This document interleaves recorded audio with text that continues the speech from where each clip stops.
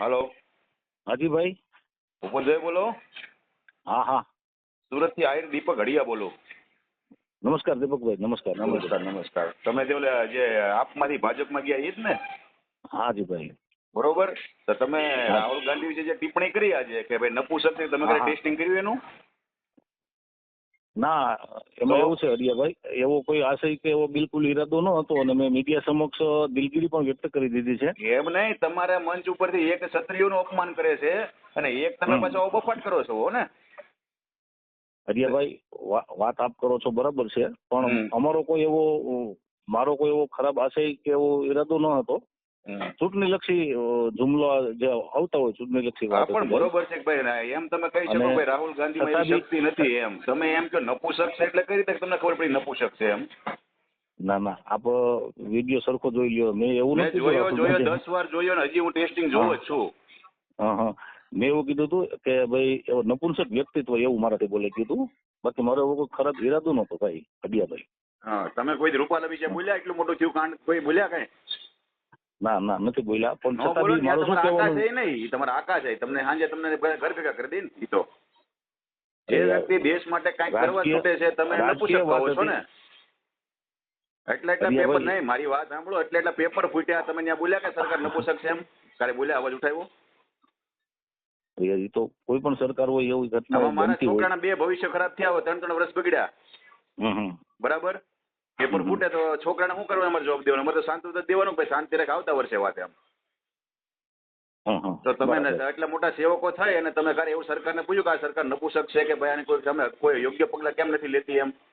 ના, સરકાર પગલા લે જ છે ને એમાં. કોને જે નાખ્યા જેલમાં? જવાબદાર મને બતાવો ને, જેલમાં પકડી પકડી જવાબદાર નાખ્યા એમ. અધિકારીઓ ઉપર સરકાર કાર્યવાહી તો કરે જ છે ને પણ હરિયાભાઈ. જેલમાં કેટલાને નાખ્યા મને કહો ને? એટલા નાખી દીધા પકડીને એમ. કોઈ પણ દોષિત હોય એને થોડા છોડવાના હોય ભાઈ. હા પણ સરકાર કેટલા? મને પગલા લે એક તો છે. નામ આપો કે ભાઈ આને પકડી નાખી દીધો છે, આ પેપર ફોડ્યું તેમાં હું નાખી દીધો એમ.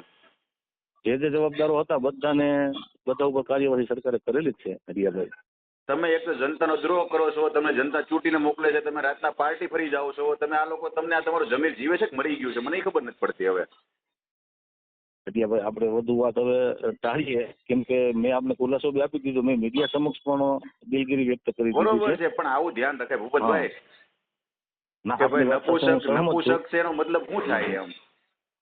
આપની વાત સાથે હું બિલકુલ સહમત છું અને મેં દિલગીરી પણ વ્યક્ત કરી ઈ છે. ઘરેથી કોઈની બાય છે એ પોતાની બાય છોડીને ઘરેથી વિયો નથી ગયો ને? ઈ વિયો ગયો હમ હમ. તો પછી નપુસક કોને કહેવાય?